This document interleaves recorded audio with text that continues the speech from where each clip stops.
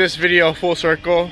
Today I'm going to be reviewing the Nike Pegasus 38. Super excited about this shoe. So far, run is great. First impression, very nicely done, Nike. You did a really good job here.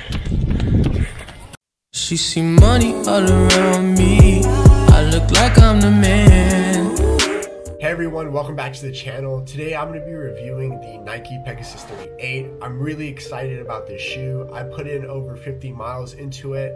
There are some major updates to the shoe compared to the 37s, so make sure to stay tuned to see some of the updates. The Nike Pegasus 38 comes in at a $120 price point and is 9.5 ounces in a men's size 10 and 8.9 ounces in the women's version.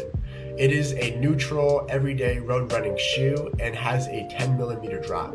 There's a lot of exciting things to talk about the Pegasus 38, and I'll go dive into it right now. Full disclaimer, I've used this shoe for a variety of different workouts. I just got in my long run today, which I did 14.3, right around 6:59 pace, so pretty moderate, easy effort. I also got in some quick strides and have done a little bit more shorter fartlegs with the Pegasus 38s, and I can say that it's a very versatile shoe. One of the biggest updates in the upper is the sandwich mesh upper. In this, it becomes more breathable in the Nike Pegasus 38. I've definitely noticed a small difference in it, but one of the biggest thing with the upper is the wider toe box. This is something I really harped about in my review on the 37. I really thought the shoe was just a little bit too snug, and clearly a lot of other runners felt the same, and that's why Nike decided to make that jump by making the shoe a little bit wider so it's more adaptable to different runners with different size feet. With that update, I thought that this shoe really hit on one of its weaknesses in the 37, so that was really exciting, and I definitely noticed a big difference in it while I was getting in my runs in the 38s. In addition, the tongue of the shoe has a lot more foam in it. If you remember in the 37 was a lot thinner and it didn't really provide that much support. I found that in the 38's tongue, it provided a lot more comfortability. It was definitely something I noticed during my runs.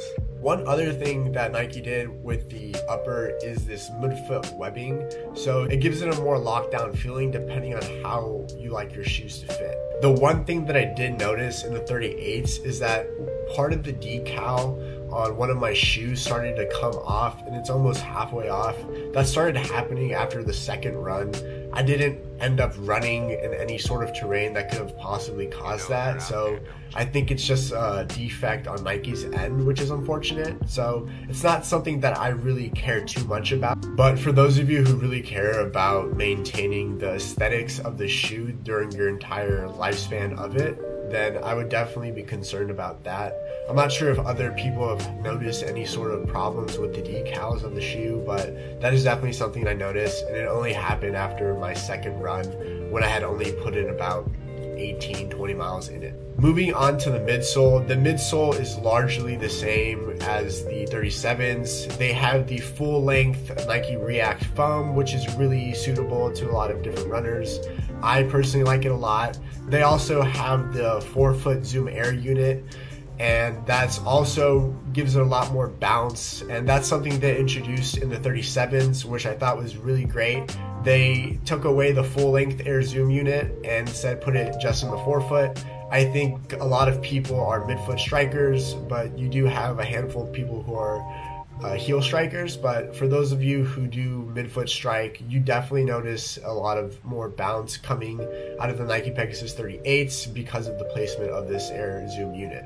The outsole of the shoe is the same as the 37s. It's a rubber outsole. I haven't noticed too much wear and tear on the outsole. The shoe doesn't have too many miles on it, so that makes a lot of sense. I would hope that Nike didn't make a shoe that lasted less than a couple hundred miles, so that's a good sign so far. With all the updates considered, this is a shoe that I would recommend if you are in the market to buying an everyday trainer. This is a staple in my running shoe rotation for easy runs, along with the Hoka Mach 4s. Both of these shoes really get the job done, and I'm really excited about what differences that Nike has done in the 38s as compared to the 37s. If you like this content, make sure to like and subscribe to this YouTube channel, and I look forward to talking to all of you soon. Thanks. Ooh, I